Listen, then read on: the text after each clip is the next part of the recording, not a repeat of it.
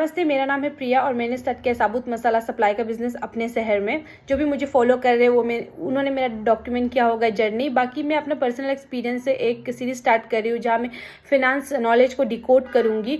जो non finance background से उनके लिए फिनेंशियल टर्म समझना थोड़ा कॉम्प्लिकेटेड हो जाता है, इसलिए मेरा कोशिश रहेगा कि ये सीरीज़ में मैं आपको सिंपल तरीक़ा से एक्सप्लेन करूँ जहाँ आपको बेसिक आपका क्लैरिटी आ जाए फिनेंस को और टैक्स कंप्लायंसेस को लेके।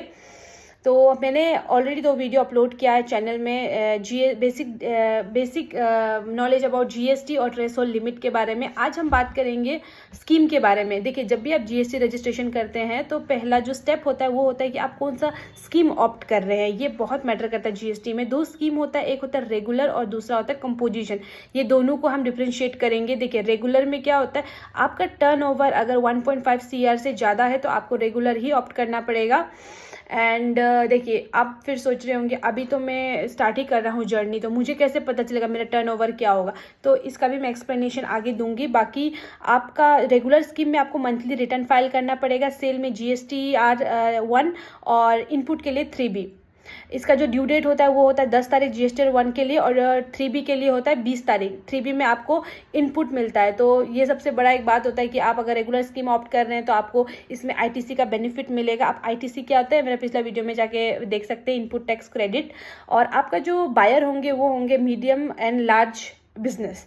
और कंपोजिशन अगर आप नया स्टार्ट कर रहे हैं, देखिए कंपोजिशन में मेन ध्यान रखना है कि आपका बायर कौन है, आप किसको सामान दे रहे हैं, आप किसको गुड सप्लाई कर रहे हैं। अगर आपका बायर GST रजिस्ट्रेशन है उसके पास, जैसे सुपरमार्केट, बड़ा जो बिज़नेस होता है एंड डिस्ट्रीब्यूटर, ये सब है, तो वो आपसे GST बिल मांगेंगे क्योंकि वो अगला आदमी जो है वो रेगुलर स्कीम में ऑप्ट किया है और उसको इनपुट चाहिए, तो आपको रजिस्टर करना पड़ेगा रेगुलर में ही ये केस में। लेकिन अगर आपका जो बायर है, आप रिटेलर है छोटा मोटा या फिर होलसेलर है, आपका बायर है जो नॉन रजिस्टर्ड, तो आपको ये केस में कंपोजिशन लेने से भी हो जाएगा क्योंकि अगला इनपुट क्लेम नहीं करेगा।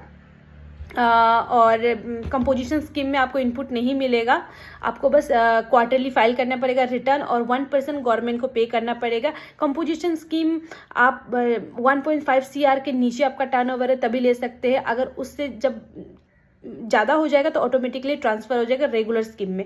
अब देखिए, मेन जो डिफरेंट होता है दोनों में, जो रेगुलर होता है इसमें प्रॉपर बुक कीपिंग मेंटेन करना पड़ेगा, डेटा मेंटेन करना पड़ेगा और इसका ऑडिट होता है ईयरली, स्क्रूटिनी होता है प्रॉपर। और कंपोजिशन में ये सब बर्डन नहीं होता है, आपको बस क्वार्टर